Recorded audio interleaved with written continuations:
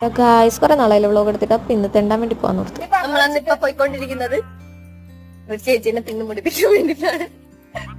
രാവിലെ തന്നെ വണ്ടിയെ കയറത്തേക്ക് 2 ടിക്കറ്റ് എടുത്ത് ഞങ്ങൾ പോകാൻ ഇറങ്ങി.